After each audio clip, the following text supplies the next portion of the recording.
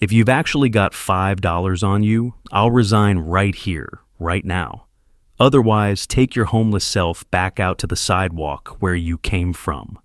Brett Donnelly said it loud enough for the whole lobby of Crescent Trust Bank to hear, and he flicked a single bill out of his wallet so it fluttered down and landed by the old man's worn boots like a piece of trash. A couple of customers laughed. Somebody near the velvet rope muttered, "Why do they even let people like that in here?" The security guard's hand settled on the old man's shoulder, steering him gently back from the teller line as if he were something you might catch. Donnelly leaned in close, mint on his breath, contempt in his eyes, and said, "Quieter now, just for him. This bank was not built for people like you." The old man did not bend down for the money. He lifted his eyes instead, past Donnelly, past the chrome and the glass, up to the name carved into the stone above the marble wall. And the man humiliating him had no idea that he was standing in the middle of a legacy this old man had built with his own 2 hands. Before this manager finds out whose name is carved on the wall above the old man he just had thrown out, tell me in the comments where you're watching from today. Please leave a like, subscribe to the channel, and let's dive back into the story. His name was Solomon Reeves. He was 78 years old, and he was almost certainly the most important person who would walk through those doors that day, which was a strange thing to be true of the poorest, most disrespected man in the building. The midday sun came through the tall front windows of Crescent Trust and laid long bars of light across the polished floor. Solomon shuffled in slowly, a battered leather folder tucked carefully under one arm, its edges frayed soft from decades of handling, a plain wooden walking stick steadying his other hand. His coat hung loose on a frame that had once filled it. He took his place at the back of the line, patient, unhurried, the way a man stands when he has waited far longer than any line could test. And from behind the glass wall of his corner office, Brett Donnelly watched him come in, and his lip curled. You have to understand what Donnelly saw, because it is the whole engine of this story. He saw a shabby old man, the kind you wave toward the shelter across town, the kind whose presence in a nice lobby makes the good customers nervous. He saw a problem to be managed. What he could not see, what not one person in that lobby could see, was that the quiet old man leaning on a stick by the door had drawn up the founding charter of the very institution whose name was on Donnelly's paycheck, had laid the cornerstone of the first branch with his own hands, and had written into the bones of the company a clause that was about to bring the whole house down on the people who had stolen it. Solomon looked around the lobby as the line crept forward, and he was really looking at 2 rooms at once, the cold steel and glass place it was now, and the warm room of dark wood and brass it had been when he opened it, back when it had a different name and a different soul. They had stripped the brass fixtures out. They had swapped the warm wood for chrome that gleamed under the lights almost like a threat. Same walls, different heart. He was not angry. That was the thing people would say about him afterward, the thing the videos could never quite capture. He had been angry a long time ago, and he had spent that anger carefully, like a man spends a fixed income, and what was left, after all the years, was something steadier and far more dangerous than anger.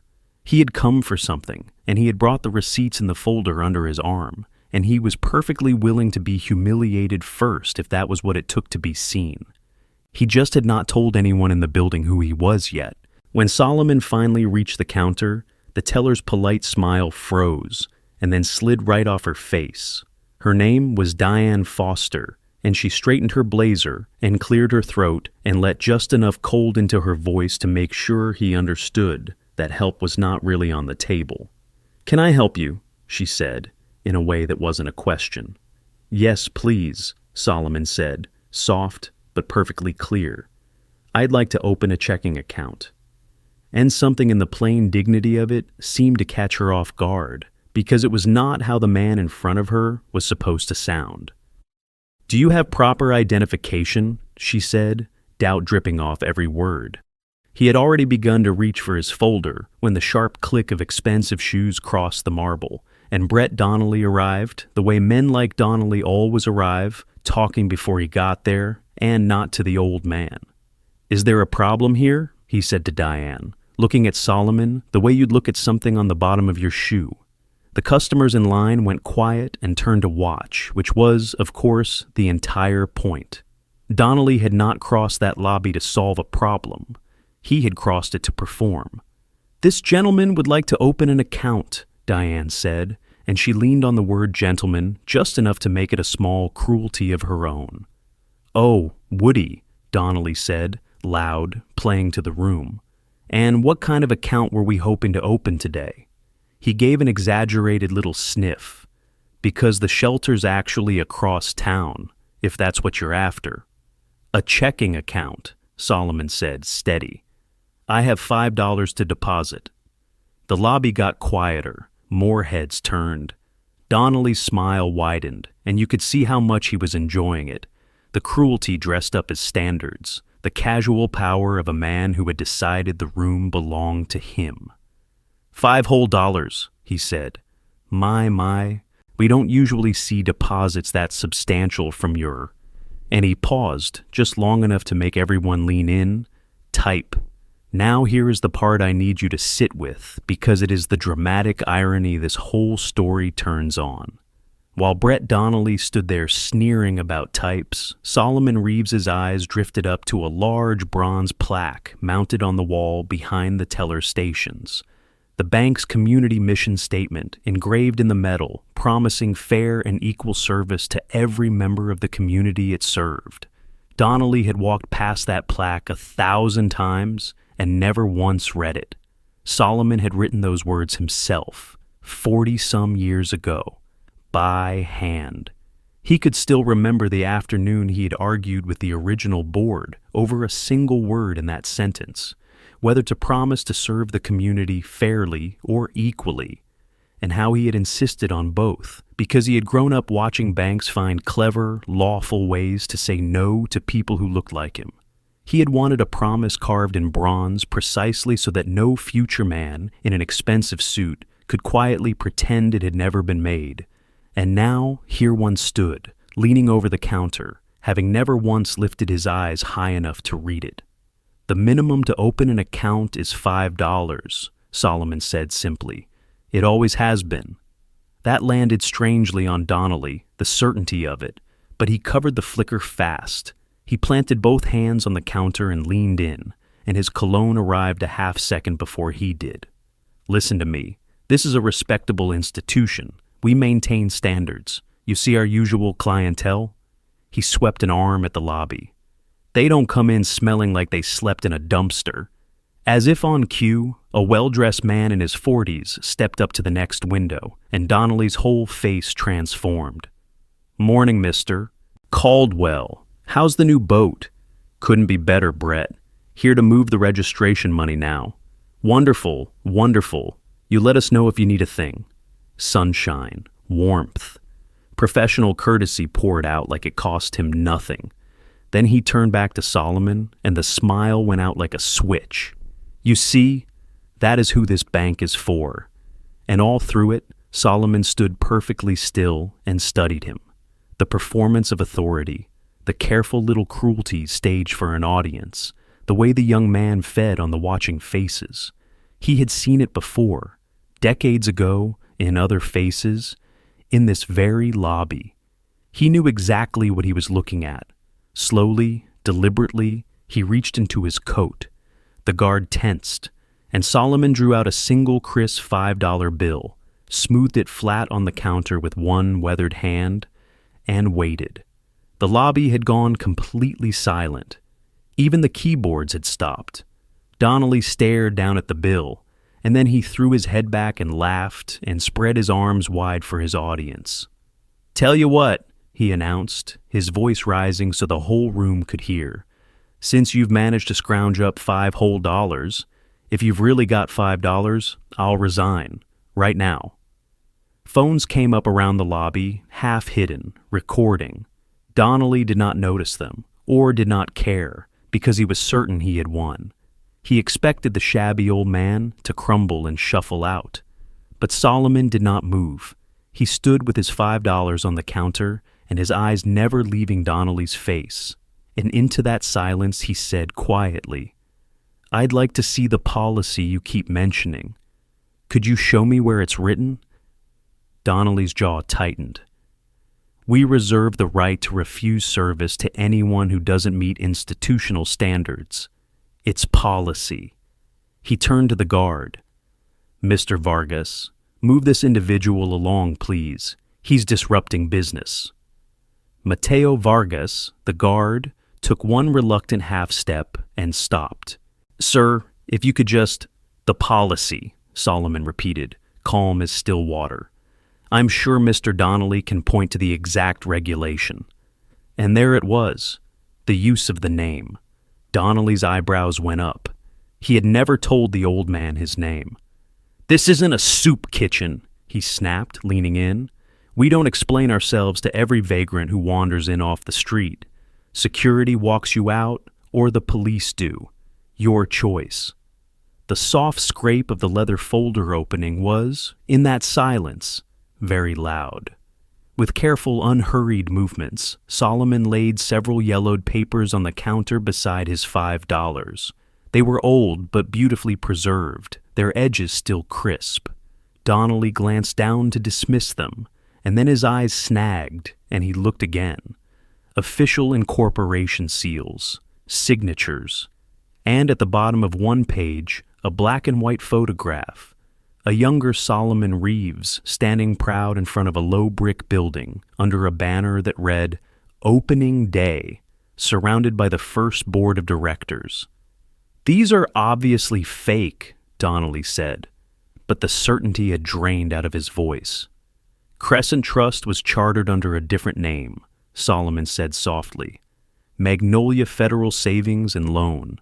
The first branch stood at 880 Halloway Street, torn down in '04. Article 7, Section 3 of the original charter contains specific protections for founding members."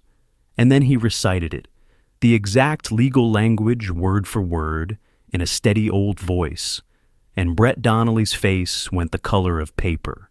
Behind the counter, Diane Foster's fingers were already flying over her keyboard, trembling a little, pulling up the bank's oldest internal records. The line behind Solomon had grown long, and not one person complained. They leaned in. The phones kept recording, and then Diane made a small, sharp sound, an intake of breath that cut through the whole lobby because her screen had surfaced an employee file buried so deep in the system that someone had clearly meant for it to be forgotten, but had never quite dared to delete it.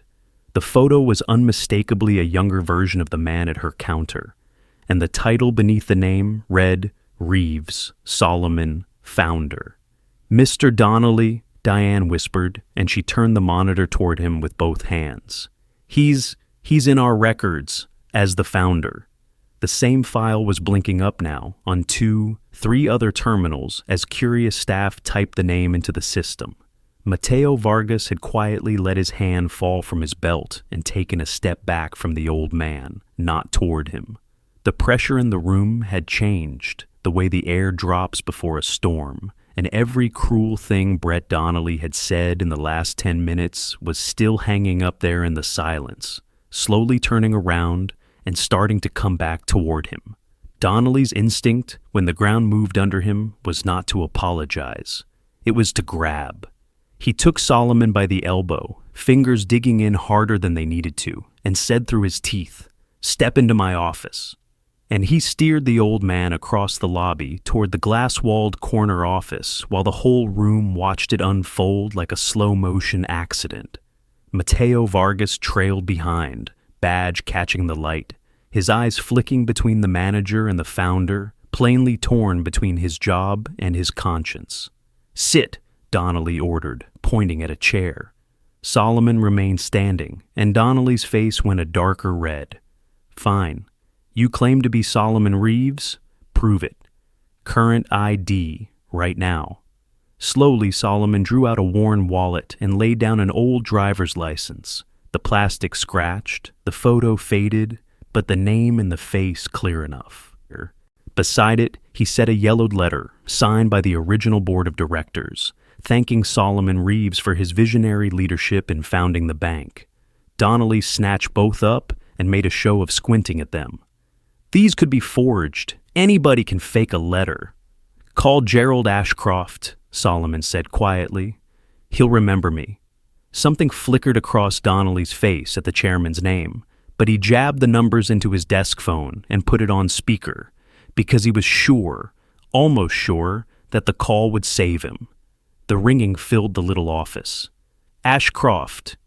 "Mr. Ashcroft, it's Brett Donnelly at the Holloway branch. We have a situation. There's a man here claiming to be Solomon Reeves." A long pause on the line, then a smooth, cultured, dismissive chuckle. "Solomon Reeves, that's quite impossible." "Hello, Gerald," Solomon said clearly toward the phone. The pause this time was shorter, and when Ashcroft spoke again, his voice had gone careful and hard. "Mr. Reeves sold his interest in this institution many years ago.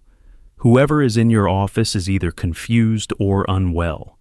The sale was entirely legal, all shares transferred. If this individual is disrupting business, handle it appropriately." And he hung up. You could watch Donnelly's confidence inflate back up with every word the chairman said. He stood, straightened his jacket, and the predatory smile came back. "You heard Mr. Ashcroft. You have no standing here." Through the glass, the lobby was still watching, phones still up. A young woman in a blazer was typing fast with both thumbs, and the video she was uploading would be everywhere within the hour. Donnelly stepped back out into the lobby and raised his voice. "This man is trespassing. He's disrupting legitimate business with false claims. Mr. Vargas, escort him out for everyone's safety." Mateo hesitated. "Sir, I don't think... Are you refusing to do your job?" Donnelly's voice carried a clear threat. "Because that can be dealt with immediately." And Mateo's shoulders dropped because he had rent due and a mother who leaned on his paycheck, and he said very quietly, "Please come with me, sir," and took Solomon's arm, gently, so gently, the exact opposite of how Donnelly had grabbed it. I want you to remember Mateo Vargas in this moment, because the whole back half of this story turns on him. He was not a brave man yet. He had a mother who leaned on his paycheck and a manager who had just shown him, in one sentence, exactly how easily that paycheck could disappear.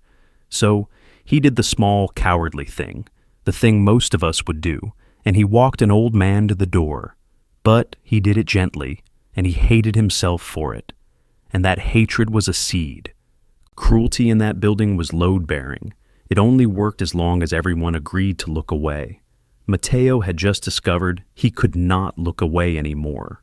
Solomon did not resist. He moved slow but steady toward the doors, and his eyes went one last time to the bronze mission statement on the wall, "Serving our community with integrity."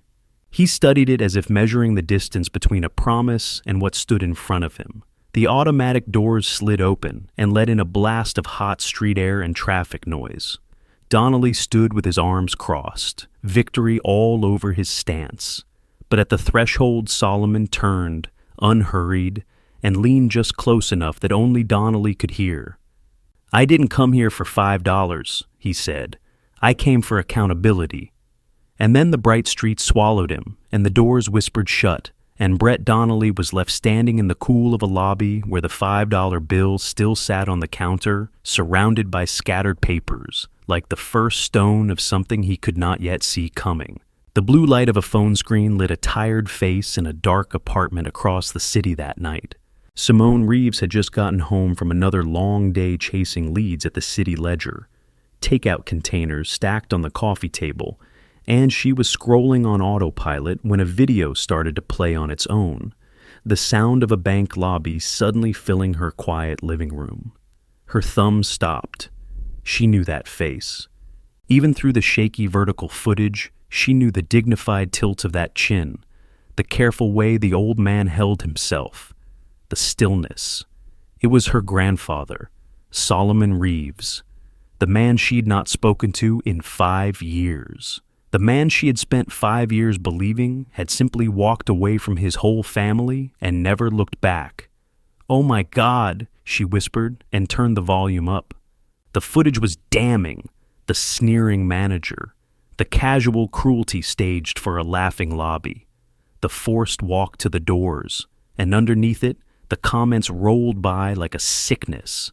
Another entitled old man making a scene. Who shows up with $5 in this economy? He's probably just confused. Somebody take him home.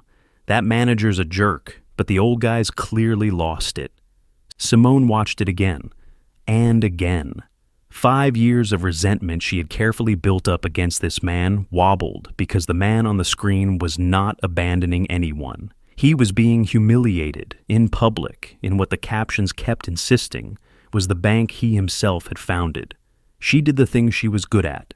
She grabbed her keys, knocked a cold coffee over in her hurry, and let the journalist take over from the granddaughter. She had contacts. She had ways of finding people who did not want to be found. 3 phone calls later, she had an address, a boarding house in the old part of town, the kind of place where the rent is low and nobody asks questions. The drive took 20 minutes, and she spent all of them rehearsing her anger. Everything she had wanted to say for 5 years. About the silence, about leaving, about her grandmother dying without him in the room. The boarding house was a faded old place, paint peeling off the window frames, a single bulb flickering over the steps. She climbed to the 2nd floor and knocked, sharp, 3 times, on the door of room 2B, footsteps measured and unhurried.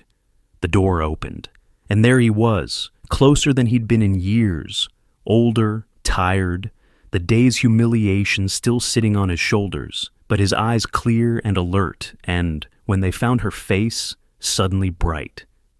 "Simone," he said softly, like her name was something he'd been saving. Everything she had rehearsed collapsed in her throat, and what came out instead was cracked and small. $5? You show up after all these years, and it's over $5? He stepped back and opened the door wider. "Come in, please." The room stopped her at the threshold. It was small and almost violently organized. A narrow bed, a desk buried in papers, and along one whole wall, filing cabinets. Actual filing cabinets in a rented room. No photographs, no personal touches, nothing soft. It did not look like a place where a man lived. It looked like a place where a man was working on something. There was a cot and a hot plate and a single chipped mug, and otherwise the whole room had been given over to the work. Printouts taped in careful rows, dates underlined, a city map on the wall with pins clustered thick over certain neighborhoods and almost nowhere else. Whatever this was, Solomon Reeves had not been waiting out his old age here. He had been building something, alone, in the dark, for a very long time. "Why?" she demanded, standing rigid just inside the door, the anger and the confusion tangling together. "Why did you leave us? Why are you living like this? What was that? Today, at the bank?" Solomon lowered himself heavily into the chair at the desk and gestured for her to take the only other seat. "I never left," he said quietly. "Not the way you think. You disappeared." "I was forced out," he corrected gently. "Cornered, legally. They threatened to drag your grandmother's name through the mud, to make sure your mother never got hired in finance again, to burn down everything I'd built if I made a sound. So, I went quiet." He reached over and pulled open the top drawer of the nearest filing cabinet. "They thought I'd just fade away in a room like this and die. That was their mistake." He set a thick, carefully labeled binder on the desk between them, then another, then another. "I didn't fade. I watched. I documented. And for 5 years, Simone, I have been building a case." Simone leaned forward despite herself, the reporter overtaking the granddaughter, and opened the first binder. And what was inside stopped the rest of her anger cold. Loan denial letters, printed emails, spreadsheets tracking foreclosures street by street. Her trained eyes started catching the pattern almost immediately, the way you catch a wrong note in a song you know. Certain neighborhoods flagged for enhanced scrutiny, loan terms quietly shifting for certain zip codes, adjustable rates pushed hard in specific areas she could have drawn on a map blindfolded because she'd grown up next to them. He turned the pages for her, one case at a time, and each one had a name and a face he'd quietly tracked. A school custodian denied a refinance 3 times on a house he'd paid into for 20 years, then foreclosed on the month his hours got cut. A young couple steered into an adjustable loan that doubled in a zip code where the identical couple 2 miles north had been handed a fixed rate without blinking. A widow whose late payment fee had been waived for every customer in a wealthier branch that same quarter, and charged to her anyway. Alone, each was a small private tragedy somebody could explain away.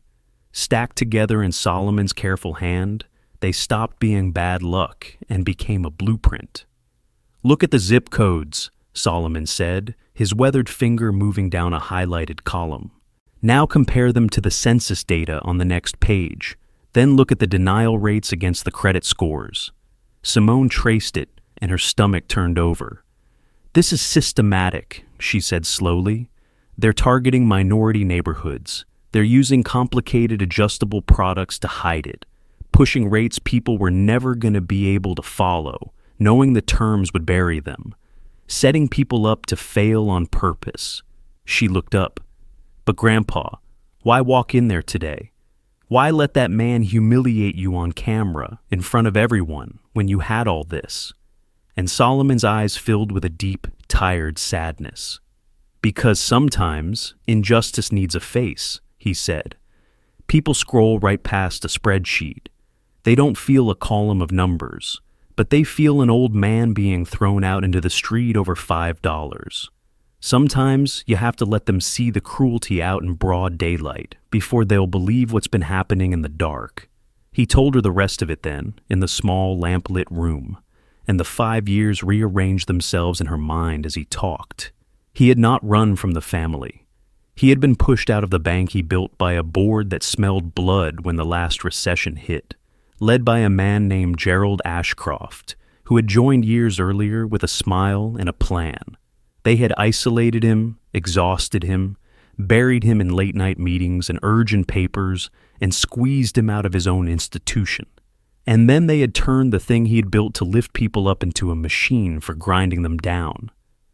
"This bank was supposed to be a legacy," Solomon said, and his voice was heavy with it. "For your mother, for you, for a whole community that the big banks wouldn't even let in the door. Your father used to run our financial literacy classes, you know, every Saturday morning, teaching people about mortgages and credit and how not to get cheated." "I remember those Saturdays," Simone said quietly. "He'd come home tired and happy." "They took all of that," Solomon said, "and they weaponized it against the exact people it was built to protect." He gestured at the wall of binders, 5 years of patient, lonely work. "They think they can paint me as a confused old man, a relic. They're counting on it. But facts don't get less true just because of who's holding them up." Simone sat back, looking at her grandfather, not the man who left, she understood now, but a man who had been gathering ammunition in the dark for 5 years and waiting for one thing he could not manufacture alone, a witness with a platform and a reason to fight. She reached into her bag, pulled out her reporter's notebook, and clicked her pen. "Then we expose it," she said. "All of it, together."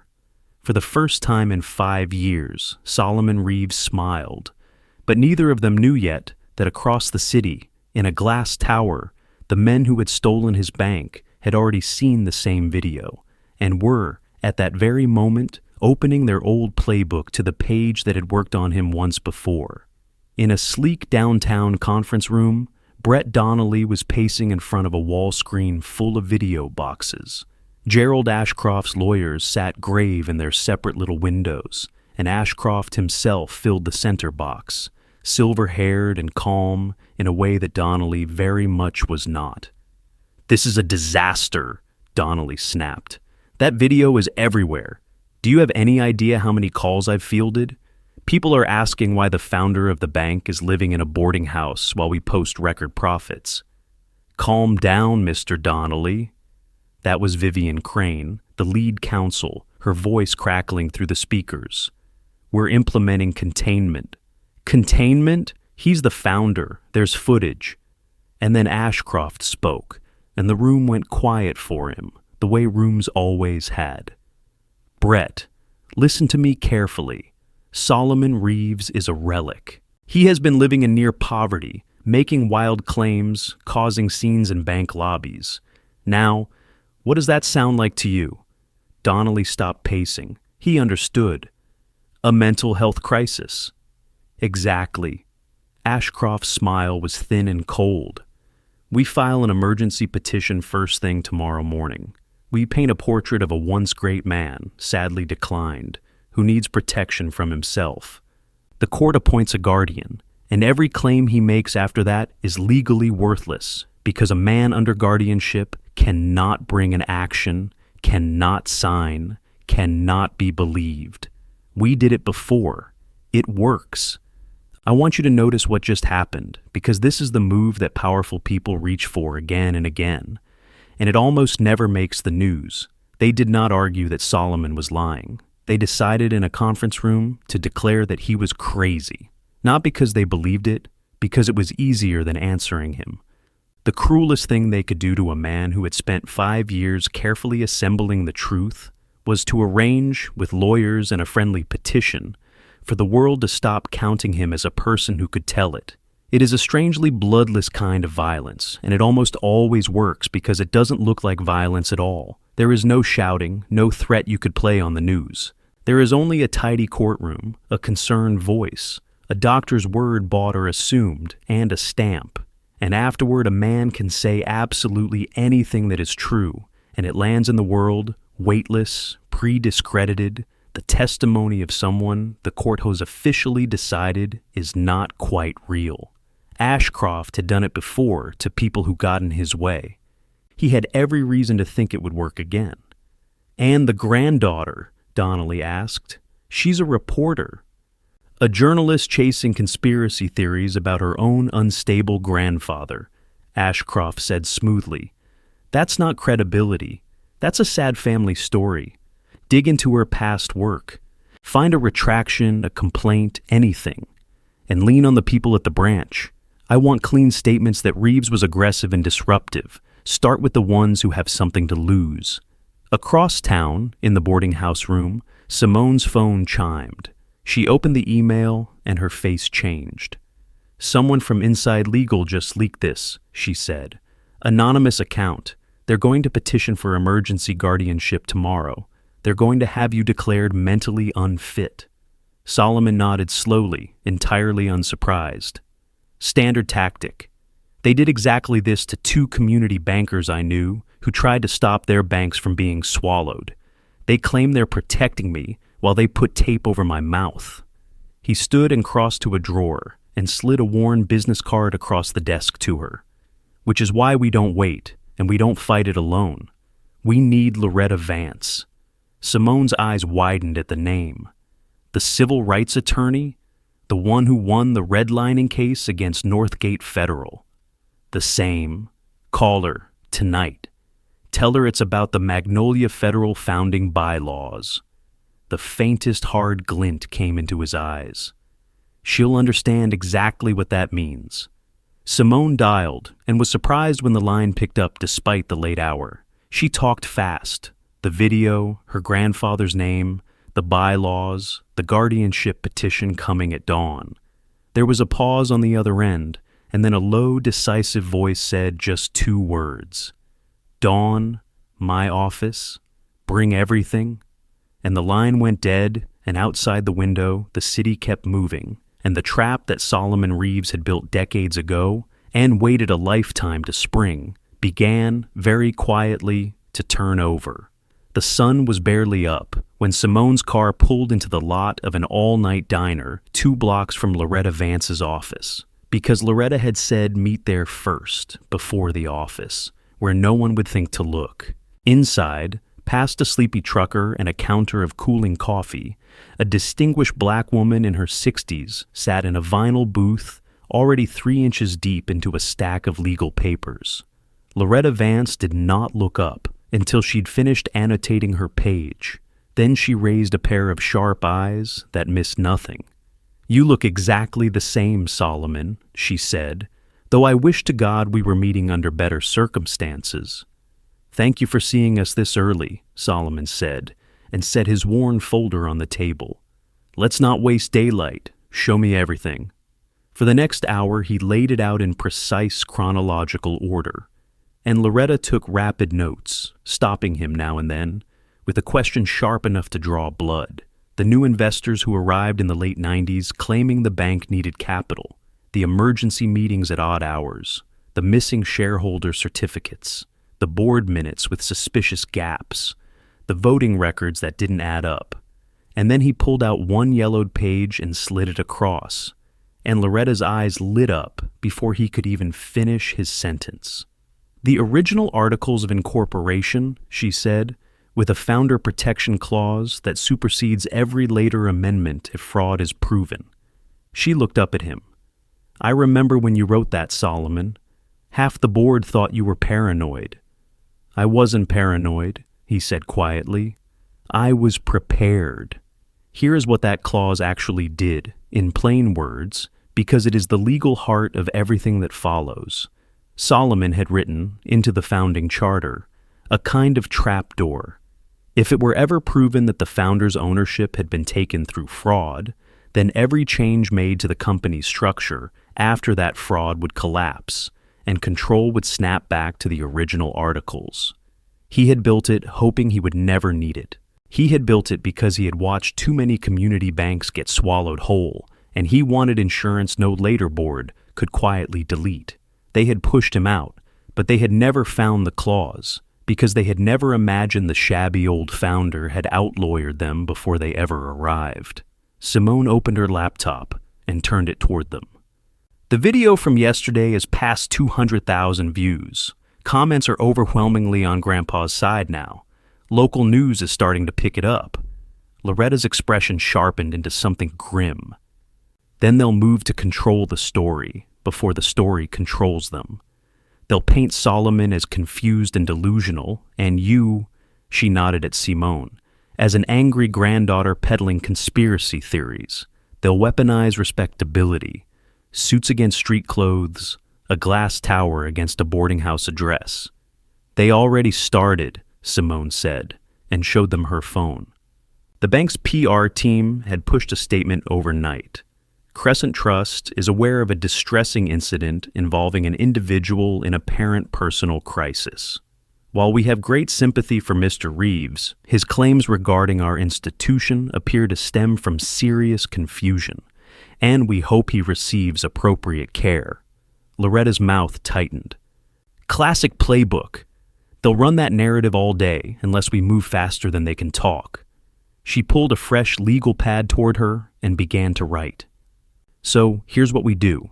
First, we file an emergency petition to preserve evidence, everything from security footage to email archives, before they can shred a page of it. Second, we get a restraining order against any retaliation toward employees who might back Solomon's account, because they are about to start squeezing every clerk and guard in that building. And third, we demand immediate production of all historical shareholder records." She capped her pen and looked at the old man across the table. "They think they're filing a petition on a sick old man tomorrow morning, Solomon. They have no idea they're about to be in a fight with the person who wrote the rules. If you want to understand what was really stolen here, you have to leave the lawyers in the boardrooms for a minute and stand on a cracked concrete path in front of a small blue house, where an 82-year-old woman is pulling a foreclosure notice off her own front door with trembling hands. Her name was Eunice Calloway, and Simone found her because her name kept surfacing in the binders. The house behind her was modest and immaculate, white trim freshly painted, flower boxes spilling over with marigolds, every detail carrying decades of careful pride. "They just keep coming," Eunice said softly, her dignity intact even as the shame sat in her eyes. 3 notices this week. Inside, at a small kitchen table that smelled of cornbread and lemon cleaner, She sorted through her papers with the precision of a woman who had kept perfect records her whole life. 39 years in this house, she said. Never missed a payment. Not once, not even when my Walter got laid off in '91. When he passed, I kept right on paying out of my teacher's aid pension. She had needed only a small adjustment to her rate after the property taxes ticked up. Nothing dramatic, a modest refinance. Her credit was good. The house was worth 3 times what she owed. And the bank had said no. Again and again and again. First, her pension wasn't steady enough. Then they wanted a $400 appraisal she paid for out of pocket. Then the house needed repairs before they could proceed. Every single time she cleared one hurdle, Brett Donnelly's office produced another. Simone laid Eunice's loan file next to another one she'd obtained, a borrower from an affluent zip code with nearly identical numbers. The contrast was sickening. Where Eunice hit an escalating wall of new requirements, the other application sailed straight through. Where her pension was questioned, an identical retirement income was readily accepted. And in the risk assessment notes, the coded language sat right there in black ink. Neighborhood stability concerns, demographic shifts in lending zone, historical patterns in target area. The kitchen door creaked and Solomon stepped in, and Eunice's eyes went wide with recognition. "You're him, the founder, from the video." "I am," he said, and lowered himself into a chair across from her. "Mrs. Calloway, I owe you an apology. This bank, my bank, was built specifically to stop exactly this from being done to you. We wrote that into the very first mission statement, to serve every community with dignity." He looked at the rejection letters spread across her table, each stamped with Donnelly's signature. They turned it into the opposite of what it was for. "All these years," Eunice said, her hands folded, "I thought it was just me, that I'd done something wrong." "You did nothing wrong," Solomon told her, firm and gentle at once. They did. And she was not alone, which was the whole point. That was what turned a sad story into a crime. The Jacksons down the block, in their house since the '60s, had lost it the month before. The young family across the street was 3 denials deep. Up and down streets like this one, all over the city, the same quiet machine was running. Deny the loan, wait for the squeeze, profit from the foreclosure, and watch the neighborhood change one emptied house at a time, until the developers came with their offers and somebody at the top collected on a plan that had a person like Eunice Calloway's whole life as a single line item in a spreadsheet. Then his eyes went distant, the way they did when an old memory clicked into place. "We need more than the cases," he said. "Loretta says we need documented proof the discrimination was systematic. Internal memos, policy directives, the incentive structures. And there's exactly one place that would still have all of it." He looked up. "Back in the '80s, I built a redundant archive. Every policy change, every directive, logged in triplicate, kept in a climate-controlled room behind the old vault, down in the sub-basement. The door is disguised as a maintenance closet. Most of the people working there today don't even know it exists." "If they haven't destroyed it," Simone said, already typing, "they couldn't convert it. The special ventilation I installed made it too expensive to gut, so they just locked it." He reached for an old flip phone. "And there's one man left who can get us in, Walter Higgins. He ran operations for 20 years before they forced him into early retirement. He never turned in his key card."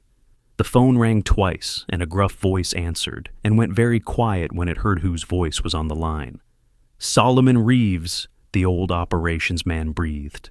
"I saw that video. I have been waiting 5 years for this phone call. Tell me where to be."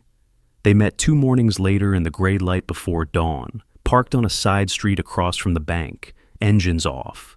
Walter Higgins was already there under an old oak, his retired uniform still crisp after all these years, his face deeply lined, but his eyes sharp as he watched the early cleaning crew let themselves in a side door. "Maintenance uses that service entrance," he said quietly.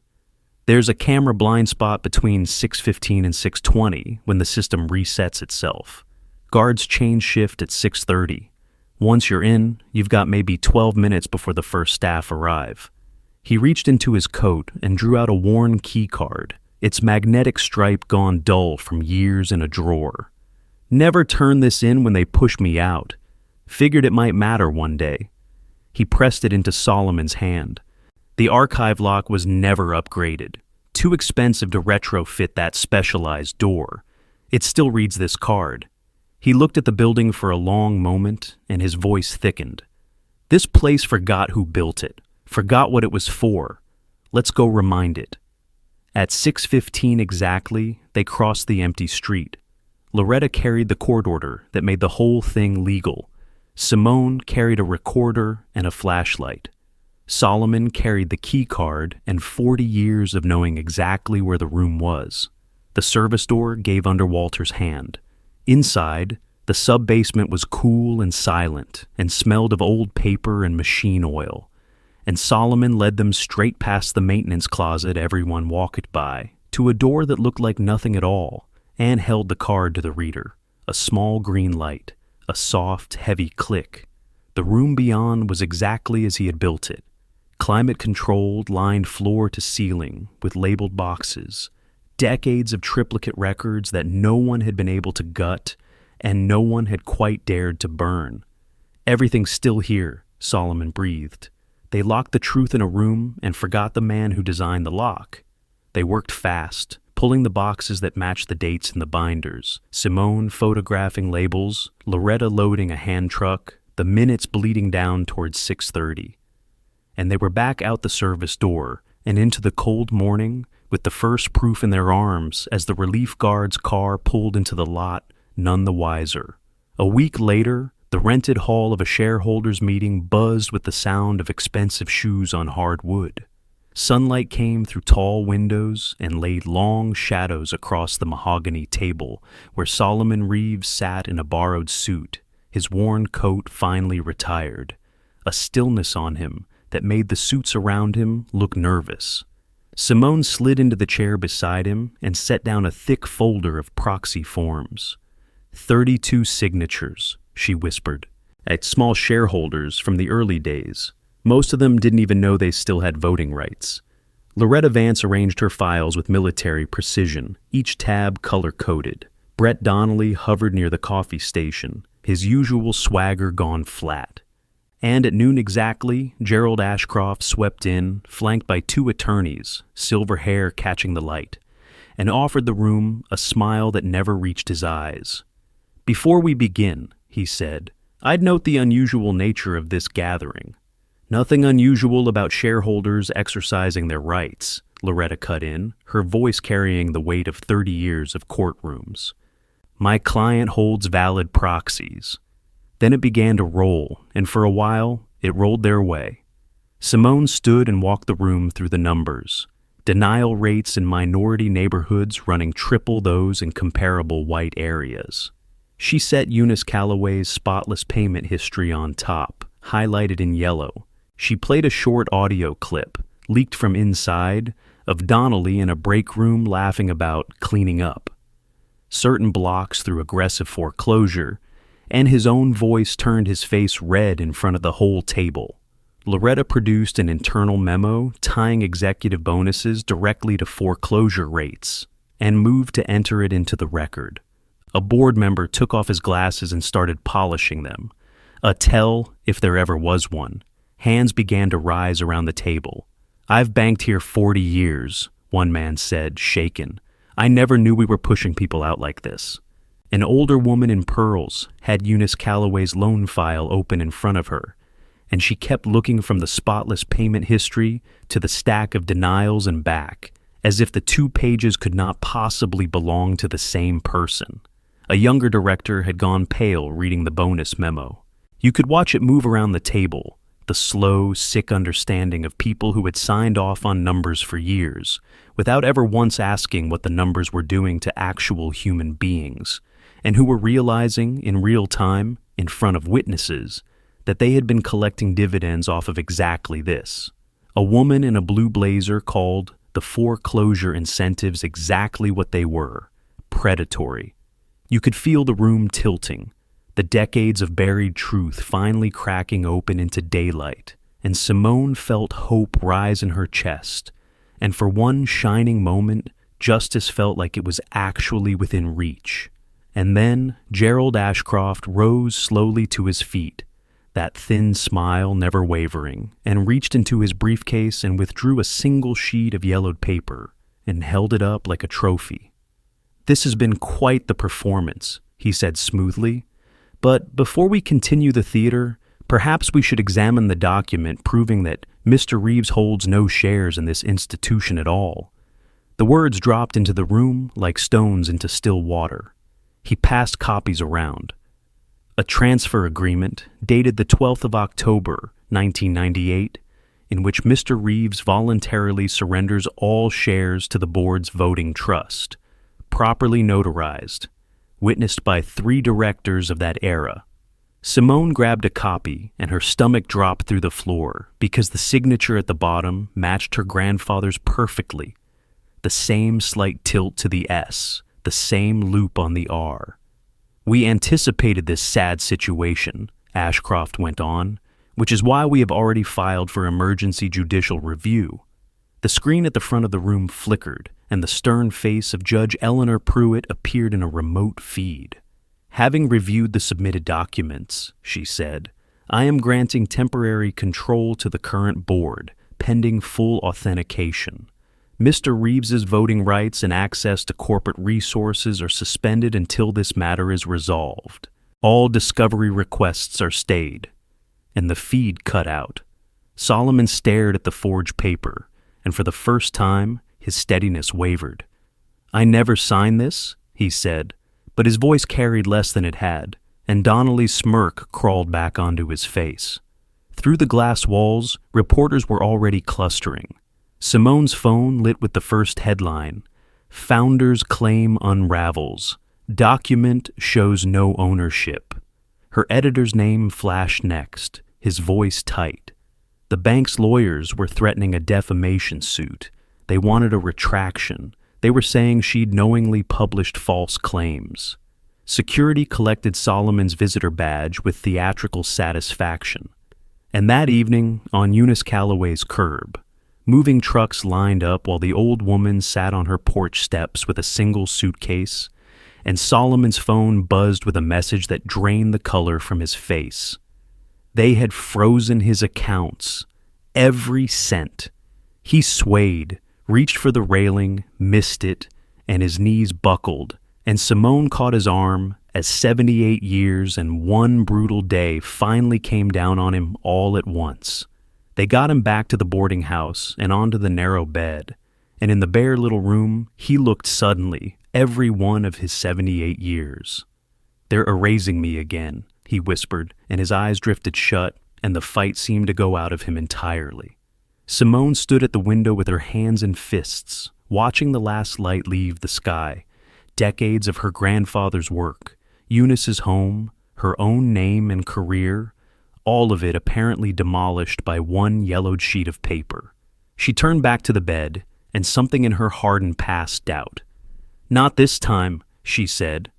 A sharp knocking woke her before dawn, where she'd crashed in a cheap motel after getting Solomon settled, papers still scattered over every surface. 5:47 in the morning. Through the peephole she saw Mateo Vargas, the security guard, in uniform, glancing nervously down the empty hallway. She opened the door. "Mateo, what—" "I'm sorry it's so early," he interrupted, low and strained. "But after yesterday, watching them put that old woman out on her own curb, I couldn't. Can I come in, please?" She cleared papers off a chair, and he perched on the edge of it, hands clasped tight. "Donnelly pulled me into his office last night," he said.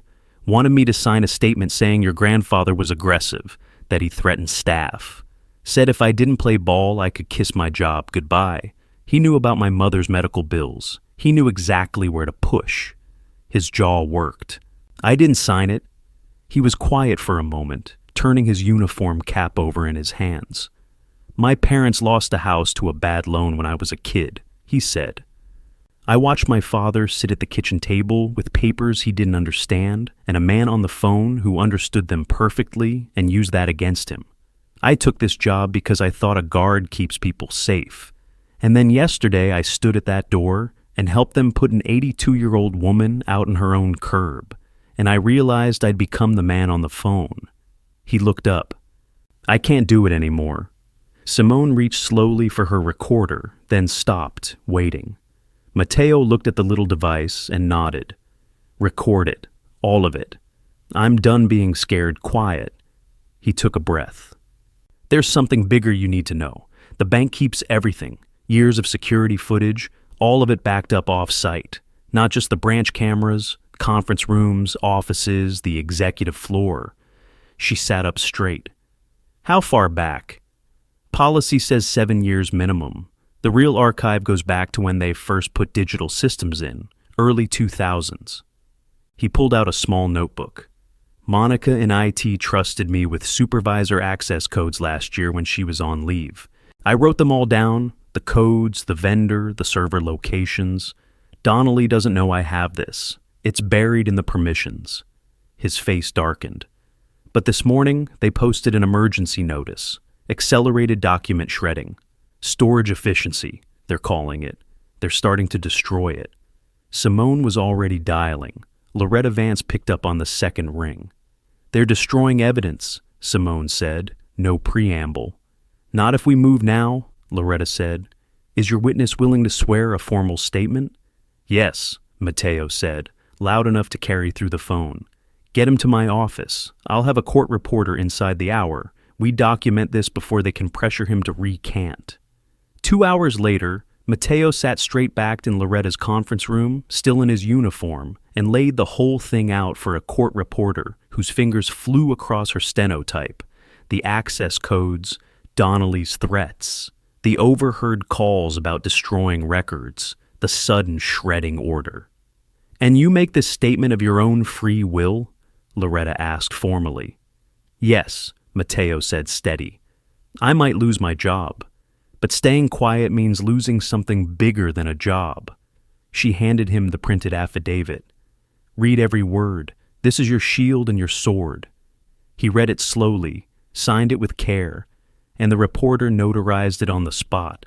Loretta lifted the stamped page and looked around the room, at the guard with his conscience, the granddaughter with her fire, the empty chair where the founder should have been. They thought one forged paper ended this, she said. They just handed us proof that they destroy evidence. Now we go find what they were so afraid we'd see.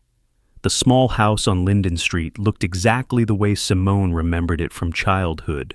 Neat flower boxes, faded green shutters, tarnished brass numbers by the door. Frances Dvorak, her grandmother's oldest friend, had kept it almost unchanged in the 5 years since Estelle Reeves passed.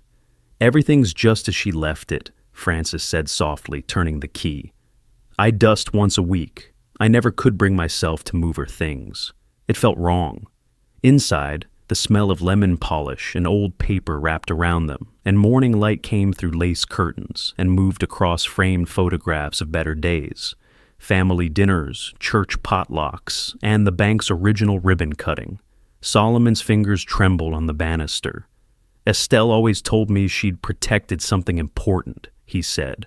All these years I thought she meant the memories. Where do we look? Simone asked. She kept what mattered in the bedroom, he said, and Frances led them up the creaking stairs to a room that was a time capsule of flowered wallpaper and a quilted bedspread and a cedar chest at the foot of the bed. They knelt and opened it, and decades of a life lay carefully layered inside. Wedding photos, birth announcements, letters tied with ribbon, church bulletins marking every Easter. Solomon lifted out each item like it might break, and each one pulled a story loose. But beneath all of it, when they reached the bottom, no share certificate. Simone sat back on her heels, and her eye caught the framed photographs on the dresser. One in particular, the ribbon-cutting opening day, a young Solomon beaming in front of the first little brick branch. She crossed to it and lifted it, and the frame felt wrong in her hands. Too heavy, the backing board bowed out a fraction at one corner. "Grandpa," she said slowly, "this photo? Did Grandma frame this one herself?" "She did," he said. "Wouldn't let anyone else touch it. Said it was the most important day of our lives." Simone turned the frame over. The brown paper backing had been opened and resealed once, long ago, the edges of the tape gone amber. She worked a fingernail under it, peeled it back, and there, pressed flat between the backing board and the photograph of the day it all began, was a slim envelope, its paper still crisp, a notary seal perfectly preserved beneath it. "Oh my God," she whispered. Inside lay the original share certificate, dated 1979, declaring Solomon Reeves the majority shareholder of Magnolia Federal Savings and Loan, with explicit transfer restrictions and founding member protections written right into it. Solomon's hands shook as he touched it. "She knew," he said softly, and his eyes filled. "All those years ago, when they first started pressuring us, she knew they'd try to take everything. She used to say it to me, and I thought it was just something people say." His voice broke. "They can't steal what they can't find." He sat there a long moment with the certificate in his trembling hands, and Simone understood, finally, the shape of the marriage she'd only half seen as a child. Her grandmother had not been a bystander to all of this. She had been a step ahead of it. While Solomon built the bank in daylight, Estelle had quietly prepared for the day men would come to take it, and she had chosen a hiding place with a kind of grim tenderness behind the photograph of the happiest morning of their lives, so that whoever finally came looking would have to remember what it had all been for before they found the proof of what had been done to it. "Smart woman, your wife," came Loretta's voice from the doorway. Francis had let her in below. The attorney crossed the room fast and bent over the certificate, and her breath came out slow. "This is exactly what we needed. Original documentation that predates their supposedly valid transfer by 2 decades. She pulled out her phone. "I'm calling Dr. Avery Lynn, best forensic document examiner in 3 states. We put this certificate next to their forged transfer agreement, and we let the paper tell the truth." She looked up, and for the first time in days there was a hard, bright certainty in her face. They built their whole case on the idea that the founder had nothing left to prove who he was. Estelle Reeves hid the proof in plain sight for 30 years. Let's go end this. Dr. Avery Lynn worked at Francis's dining table with the slow, exact movements of someone who has spent a career letting evidence speak for itself. Special lighting raked across the paper. Magnifiers, careful comparison of the original certificate against high-resolution scans of the transfer agreement. Solomon sat in Estelle's old armchair and watched, and something in him had changed that morning, not in his body, but in his bearing. The weight of 5 silent years had visibly come off his shoulders. "The transfer document has multiple inconsistencies," Lynn finally said. "The paper stock isn't consistent with a 1998 date. The ink shows signs of artificial aging. And most importantly, the signature characteristics don't match Mr. Reeves's verified samples. They're too consistent, actually, too clean, like someone traced the same signature several times." "In other words," Loretta said, a grim smile starting, "we can prove forgery." That night, Loretta turned her office into a war room. 5 chairs around the mahogany table, every surface buried in files and laptops. Solomon sat with the certificate. Mateo arrived straight off his shift, still in uniform. And Walter Higgins, the retired operations man, came carrying a thick folder of his own, his old security card already in his pocket. "Let's build this timeline," Loretta said, uncapping a marker at the whiteboard. "Every detail, every connection, clear." Walter spoke first, his voice heavy with old anger. "It started in '98. Ashcroft had just joined the board. Everything changed, sudden policy reviews, new lending metrics, emergency meetings at odd hours, always urgent papers needing signatures right that minute." He sat up straighter. "December 12th, 1998. I remember the date because it was my wedding anniversary, and Ashcroft kept Solomon there past 11 going over routine branch documentation. Matteo had his tablet out, moving through the old security archives. The legacy camera system logged everything by date and room. Even if they deleted the footage, the metadata stays. He paused, and his eyes widened. Here, December 12th, 1998. Conference room B, 9:47 p.m. to 11:23 p.m. And look at this. The system also tagged document processing events. Every time a page went through the scanner that night, it logged it. He looked up. That night shows 17 separate scanning events. Simone leaned in. How many documents did they claim Grandpa signed that night? 3, Walter said. I saw the file the next morning. 17 scans. 3 documents, Loretta said slowly, and then her face changed as it landed. They were practicing. They ran his signature through over and over until they got copies clean enough to forge from. The room sat with that for a second. The small, patient ugliness of it, a man's name run through a scanner 17 times by lamplight until a forger had enough to work from. That's the part juries understand, Loretta said finally. Not the bylaws, not the share structure, that. A tired old man kept past 11 at night and 17 scans for 3 documents. You don't make 17 copies of an honest signature. You make 17 copies when you're building one you can fake. She wrote the number on the whiteboard and circled it twice. Solomon nodded, distant with memory.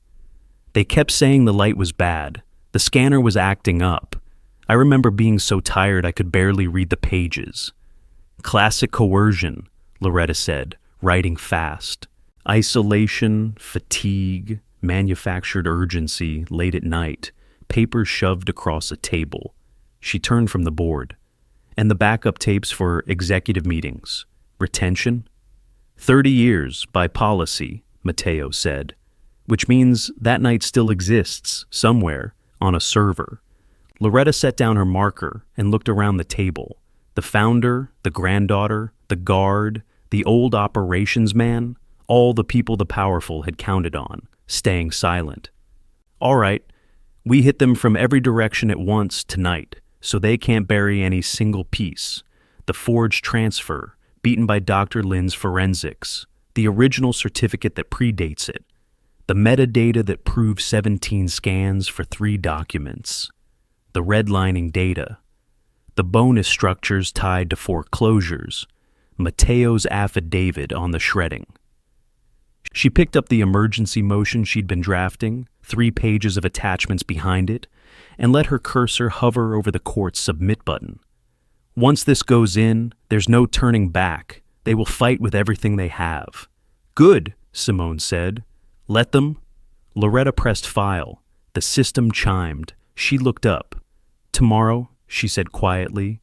They don't control the room anymore. Morning light flooded the executive board room at the top of Crescent Trust, and the tension in it was a physical thing. Gerald Ashcroft sat at the head of the long table, his composure showing hairline cracks, fingers drumming the polished wood. Brett Donnelly stood at the window, watching news vans gather in the lot below, their satellite dishes reaching up like metal flowers. This is a waste of time, he muttered. We should shut it down before... The double doors opened. Solomon Reeves walked in first, slow but with unmistakable purpose, the worn coat traded for a pressed suit that seemed to carry decades of dignity on its shoulders. Simone followed with a briefcase of documents and her notebook under her arm. Loretta Vance came last, files organized to the millimeter, and the whole atmosphere of the room shifted. Board members straightened in their seats. Matteo Vargas, seated in the witness area in his uniform, gave the old man a small nod. Mr. Reeves, Ashcroft began, voice carefully modulated. This meeting is unnecessary. We've established nothing, Loretta said, and set her files down with a sharp snap. She slid the Bible Crisp certificate and Dr. Lynn's forensic report toward the board's secretary, a thin woman named Margaret. These require immediate entry into the record. Margaret examined the certificate with trembling hands. This appears to be an original Class A founding share document, dated 1979. Because it is, Solomon said, and his voice came out stronger than anyone expected. The same shares you claim I signed away, and the forensic analysis confirms two things: that this certificate is authentic and that your transfer agreement is a forgery. Whispers rippled down the table. A young board member leaned forward. What kind of proof of forgery? Perhaps Mr. Vargas should explain, Loretta said, and nodded to Mateo. He stood, his uniform stark among the suits. I was ordered by Mr. Donnelly to sign a false statement that Mr. Reeves was aggressive. When I refused, he threatened my job and my mother's insurance. But that's not all. Our security archives still hold the metadata from the night the transfer supposedly happened. Donnelly's face went red. This is ridiculous. You can't. We can, and we have, Loretta said, and nodded to Simone, who connected her laptop to the room's screen. Grainy footage filled the wall. The date stamp read December 12th, 1998. Conference room B. A younger Gerald Ashcroft loomed over a younger, exhausted Solomon Reeves, pushing papers across the table, again and again, while staff in the background deliberately turned away. The audio was muffled but clear enough for the whole boardroom to hear one sentence rise out of it. Sign it now, Solomon. You don't have a choice. The boardroom went utterly silent. Several of the directors had known Gerald Ashcroft for 20 years, had golfed with him, trusted his judgment, voted his way out of habit, and now they were watching a grainy ghost of him lean over an exhausted old man at midnight and take a bank by force. The man in the video and the man at the head of the table were unmistakably the same, and there was no charming way to be both. One director quietly slid his chair a few inches away from Ashcroft's, a small, involuntary motion, but everyone saw it, and everyone understood what it meant. Ashcroft surged to his feet. Turn that off. This is privileged. Nothing about fraud is privileged, Mr. Ashcroft, Loretta said, cutting clean through him. And the regulators agree. They're reviewing all of it as we speak. The color drained from faces around the table. Simone opened her notebook. And while we're on the subject of fraud, let's talk about Eunice Calloway, 82 years old, perfect payment history, denied refinancing because of her zip code. She spread the printouts across the table. And she is one of hundreds, systematic denial by neighborhood demographics, paired with bonus structures that paid managers for foreclosures in those same neighborhoods. That's standard risk assessment, Donnelly snapped, his composure finally shattering. We don't owe loans to people who can't keep up, and if certain people can't what, Mr. Donnelly? Solomon asked very softly, and Donnelly, red-faced and cornered, made the mistake of finishing the sentence at full volume. This bank was built to make money. If certain people can't keep up, that's their problem. We are not a charity for. The boardroom doors swung open. 3 people in dark suits entered, badges on their belts. The lead agent, tall, steel-gray hair, spoke with quiet authority. Special Agent Renee Okafor, Federal Financial Crimes Task Force. She surveyed the room. We're here to secure records pursuant to an active fraud investigation. Mr. Ashcroft, you're under investigation for securities fraud, document falsification, and conspiracy to commit lending discrimination. 2 more agents came in, carrying preservation notices. Donnelly stumbled back into the window. This isn't happening, he whispered. And through it all, Solomon Reeves sat perfectly still, watching the agents move efficiently around the room, securing the very files he had spent 5 years documenting. And Mateo leaned over to Simone and whispered, I never thought I'd see this day. That, Simone said, taking it all down, is exactly why they never saw it coming. By that afternoon, the story had broken wide open, and the headlines wrote themselves, Bank Founder Vindicated, Chairman in Custody. The footage that played on every local channel showed Gerald Ashcroft being walked to a federal vehicle, his commanding presence reduced to handcuffs and a stunned, blinking disbelief. Up on the executive floor, Brett Donnelly packed his things into a cardboard box with jerky, unfocused movements. A termination letter crumpled on the desk beside him, words like pending investigation and license review standing out against the letterhead.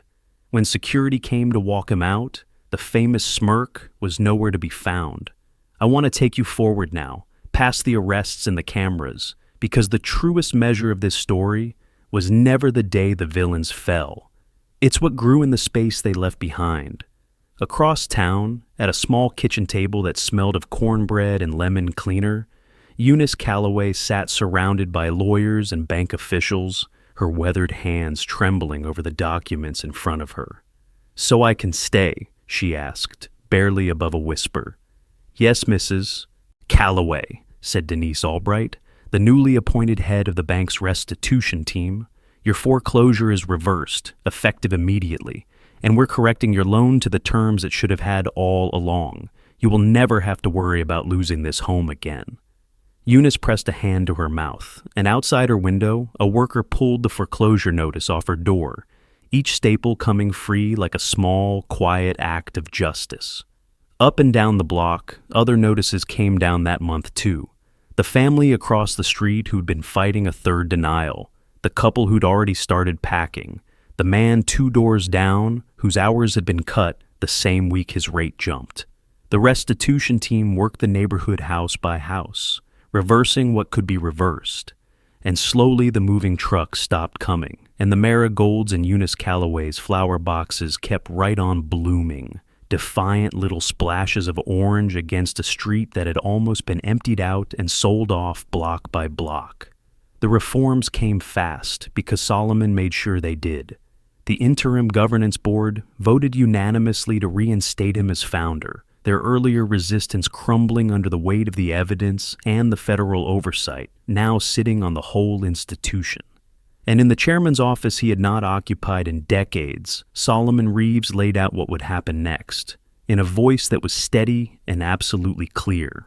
First, an independent lending audit committee, with every denial reviewed for bias. Second, a community advisory board with real authority, not window dressing. Third, a $50 million restitution fund for every borrower who had been wrongfully denied or foreclosed on.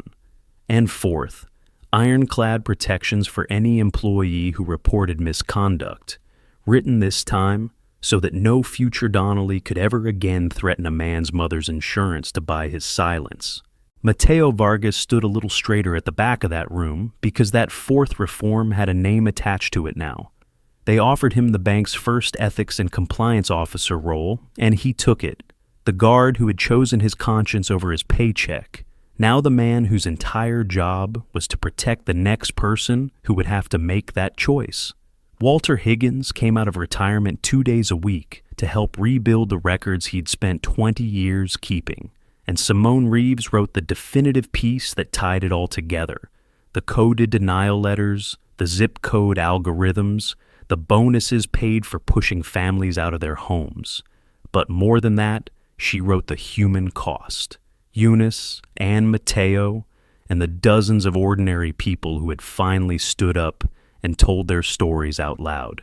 It ran on the front page under her own byline, and her editor, who had wanted a retraction a week earlier, framed a copy for the newsroom wall. And the thing that had cost Solomon the most, the 5 years of silence, the boarding house room, the family that thought he'd abandoned them, that too began to mend. Because Simone understood now what those 5 years had really been. Not a man hiding. A man holding the door shut on a fire until he had the one thing he needed to put it out. Someone who would believe him and stand beside him and help him carry the truth into a room that couldn't look away. As the sun began to drop, Solomon Reeves made one last stop. He walked back through the front doors of the Holloway branch, the same lobby where, weeks earlier, Brett Donnelly had thrown him out over $5 in front of a laughing crowd. The space felt different now, quieter, humbler somehow, as if the building itself remembered. Diane Foster looked up from her station, and her face flushed with recognition and shame. She was the teller who had let the cold into her voice that first day, who had laughed along at the manager's jokes, who had looked away when she should have spoken up. "Mr. Reeves," she said softly, "I'm so sorry. About before." Solomon raised a hand gently. "The past is done. What matters is what we do now." He stepped up to her window, and she opened the new account drawer with trembling fingers. The forms looked exactly the same as they had the first afternoon. Everything else had changed. From his wallet, he drew out a crisp $5 bill, just like before. But this time, when it touched the counter, it did not land like a plea. It landed like a verdict, like the period at the end of a long, hard sentence. The last customers of the day watched in silence as the old man filled out the form, his pen moving steady and deliberate across the paper. Above the desk, the bronze mission statement still hung on the wall, the words about community and dignity and equal service that he had written by hand more than 40 years before, and that no longer read like a mockery. Diane processed the account with a care that was almost ceremony, and when she finished, she handed him his receipt and his temporary card. "Welcome to Crescent Trust, Mr. Reeves," she said, and you could hear in her voice that she finally understood what those words were supposed to mean. Solomon looked up at the plaque one more time, then back at the lobby where he had been humiliated, and said, just loud enough for the people who needed to hear it, "We're going to build it back the right way. So, let me tell you what this story was really about now that you've watched the whole thing. Because it was never really about $5. It was about the oldest lie there is, that a person's worth is something you can read off their clothes or their address or the size of the deposit they walk in with." Brett Donnelly looked at an old man in a worn coat and was so certain he was looking at nobody that he never once considered he might be standing inside that man's life's work, under words that man had written, drawing a paycheck from an institution that man had built. That is the thing about contempt. It makes you blind. It convinces you that the quiet person, the poor person, the overlooked person must be empty, when very often they are the one carrying the whole foundation you're standing on. And here is what I want you to take with you. Solomon Reeves did not win because he was powerful. For 5 years he had no power at all. No bank, no money, no name anyone would believe. He won because he kept the receipts. Because he wrote down the truth and held on to it through every year they spent betting he'd fade away. Because when the moment finally came, he had a granddaughter who picked up a notebook, a guard who chose his conscience over his comfort, an old colleague who never turned in his key, and a wife who, decades before, hid the proof of who he was behind a photograph of the best day of their lives, because she trusted that the truth would still be there when he finally needed it. They can take a great deal from a person, but they cannot steal what you've hidden where they'll never think to look, and they cannot untell a truth once enough people have finally heard it. And notice who actually carried it. Not the powerful. The powerful were the ones being walked to the federal car. It was a teller who found the courage to say, "I'm sorry," a guard who stopped looking away, a retired man who kept a key in a drawer for 5 years on the chance it might matter, a granddaughter who picked up a notebook instead of a grudge, and a wife who hid the truth behind a photograph and trusted it would keep. Every single one of them was somebody a man like Brett Donnelly would have looked straight through. That's the part the people at the top never learn in time.